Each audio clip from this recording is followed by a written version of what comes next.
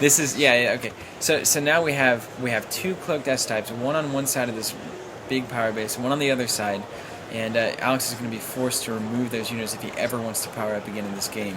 That is incredible, absolutely incredible move, and it's something that a lot of Shadow Sun players I can't get over this. Yeah, and looking back, I mean, he placed those two skyscrapers brilliantly. Look at where you could transport there. They're opposite each other, and I don't know who placed which ones, but whichever way it worked out well for Josh. Just to add insult to injury, he's going at the negative zone here. So Josh has obviously played against and played Maxim. He knows Maxim very well. He knows that Maxim needs Power Die in order to be the beast that everybody yells about in this game. And look at those S types just sitting in the corner there. That is fantastic. What do you do? I mean, you're Alex, and you're thinking, I've got to waste my action die to hopefully get rid of him. Hopefully, even then he missed earlier. And I've got to be within 2 squares, so I've got to waste movement. I've got to waste attacks. I've got to waste spawning units. It's just a mess. Puts a Shadow Gate up there by his Zor Maxim. Looks like he's counting out some dice here. Might be an interesting move. So I'm sure what he's considering now, I mean, he's pretty much has to abandon ship on that middle power base. He's choosing to go for Sundrones here, maybe to help out a little bit on the corners, but it's just going to be hard. It's going to be hard to come back from this. Very interesting. And you know, they both have at least 9 units out. I think Josh has 10 actually. But this is a very, very flooded field of units. And neither one are going for the middle here. Which isn't that surprising, especially for 2 Shadow Sun players. They are sticking to their base, trying to get those power die. This is probably going to be a monster slugfest here in the end. So he's going for the Zor Quanta there. Is the Zor Quanta?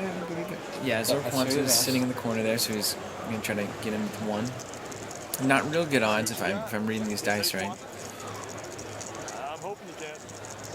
If you can, just like that. 5. And it's 5 strikes and a miss. So another kind of wasted action there. Probably worth a shot, worth a chance. But wow. I don't know if I would have gone for Quanta over the S type there. I feel like if you go for the S type, I feel he just spawns it and goes right back. Right, that's true. Like you either have to go for the monster and try to go for the early win, or you just have to get rid of those buildings and then the monster, which just presents a bigger issue for Alex. Yeah. And Josh got a big power up there. It looks like he's sitting on all 10 P-die. And you never want that. And he's got a power base to go for the rest of the game. He doesn't have to move another unit. He doesn't have to do anything. He's just sitting there. I don't know what Alex is going to do here. 1, 2, 3, 4, 5. I think this is just superb unit play right there. That 8 movement on Quanta is incredible. And he basically just moves directly mirror to the other side of the board. And he's brawling a Sundrone to further disrupt his power base there. He's not going to let Josh, or he's not going to let Alex get the power. He wants Alpha Zor Maxim dead before he sees Mega. That's a big miss. That is a big miss on the Sundrone. Right there. 1 strike. But at least he's negating that power up still. I think that was his main reason there, was to put something adjacent to that skyscraper. So yeah, and those morphers are nice for disruption because you can't just get rid of them. You can do damage, but you can't just destroy them. They can just sit around in your power base. Now, I think he'll use the placement of that Zor Quanta to bring in Zor Macros. Right. And so that's going to put Alex in an interesting position on what to do with Maxim. At this point, on this board, and unless Maxim just basically hightails it to as far away to the other side of the board as possible, at any time, Josh is going to be able to power up and get to him. So if he's ever unscreened, it's a power attack. I don't know that there's anywhere safe for him because the morphers are in the middle of the board as well on Josh's side of the map. Right. So he would literally have to be in the top left corner to even stand a chance of being away. And they've got 10 P-die. Josh has 10 P-die. So he needs enough to... He could move and step 8 times and still do fine in his attack. Which could be a massive power attack. Yeah. You messing with that power dice really screwing me up. That's what my plan is. That's how I've gotten this far.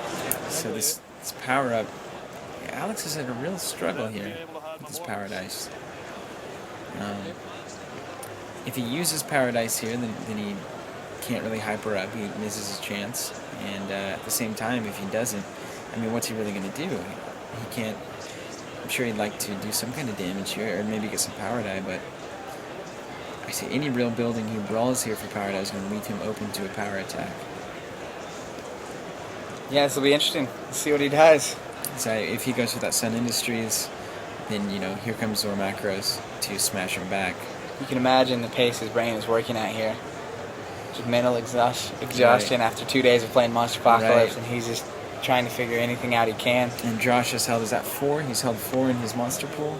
Yes, he has 4. Or is that his that's his unit pool. 4 over his unit pool, and he's got 6 in So his he's got monster pool. 6. Alright, so Alex moves in. Let's see what he does. He's going to step here. I feel a swat coming on. Or maybe a stomp, but I think it'll be a swat. Yeah, it's got to be a swat here. Probably going to disrupt the power base. He's going to swat the Shadow Gate. Interceptor. He's going to... I think there was a bit of confusion here. I don't know what's being swatted. It looks like he's swatting the Shadow. I believe he said Shadow Gate. He did say Shadow Gate. And so we'll go from Shadow Gate and see if he makes that, and then see where he's swatting into. Now this is a really good odds, but really good odds, but that obviously means he's going for something, either another monster or he can't reach the monster, so it's got to be a building. That's the reason he's rolling. He could hit the Empire State Building. Yeah, you notice here, Josh is showing Alex the unit here with Power Sync, and that's an interesting ruling in Power Sync. It's a reaction, and so anytime the opponent makes an attack against any of your units, figures, anything with a power die, you gain a power die, and that goes for everything. So yeah, I know a lot of us have been playing it where it's just the I unit bet with DC Power gets Sync. called on this one. This is going to be a critical moment here. Right, and the actual ruling, the reading of Power Sync is if your opponent rolls 1 or more P dice in an attack, gain 1 P die. So it would work. It would work. We'll see how DC rolls, but I think it should work here. And you remember that you resolve all of your allied units' reactions in an attack, so that reaction would actually come That into is play. interesting. We're taking a look at all the other reactions in the game. Incredible ability there. Josh is surprised as well. Josh says he doesn't quite agree with it either. He's not sure about it. Looks like that's the way it works, though.